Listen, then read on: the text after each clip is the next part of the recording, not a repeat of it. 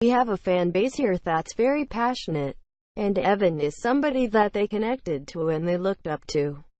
And they took a lot of pride in having as part of this organization.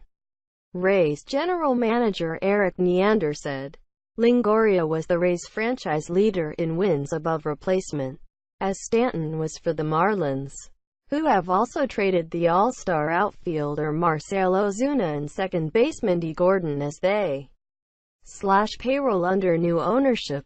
The rancor never seems to end in Miami, where season ticket holders grilled the Marlins' new chief executive Derek Jeter, the former Yankees captain, in a town hall meeting Tuesday night.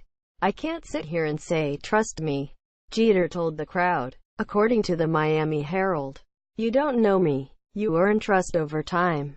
I know how organizations are sustainable over time. I know you have been through a lot."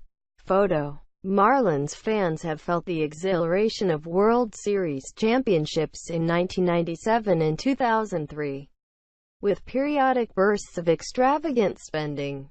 Both title teams, though, were ultimately broken up in a series of cost-cutting trades, and the Marlins have not returned to the postseason since their last World Series win.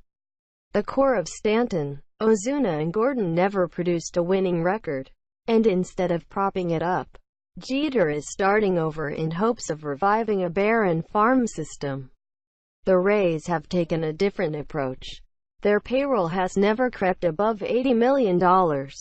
Yet they were resourceful enough to reach the playoffs 3 times in the 5 seasons after their AL pennant. While other stars came and went, the Rays made Longoria their centerpiece, signing him to a bargain 9-year contract within his first year in the majors. Last season he began a more lucrative extension, for 6 years and $100 million. But the Rays saw little hope that Longoria could help reverse a discouraging trend. Newsletter sign up. Continue reading the main story. Please verify you're not a robot by clicking the box. Invalid email address. Please re-enter. You must select a newsletter to subscribe to. Sign up. You agree to receive occasional updates and special offers for the New York Times' products and services. Thank you for subscribing. An error has occurred. Please try again later. View all New York Times newsletters. After 4 consecutive seasons with at least 90 wins, they have endured 4 losing seasons in a row, with the Yankees poised to challenge atop the American League East and the Houston Astros and the Cleveland Indians topping 100 victories last season. The time seems right for the Rays to retreat. Next to go could be starters Chris Archer and Jake Odorizzi. As we look at where we are competitively in the landscape of the American League, it led to a lot of questions about, realistically, where we are heading into 2018. Neander said. That being said, we have a lot of young talent, and we have a lot of guys coming.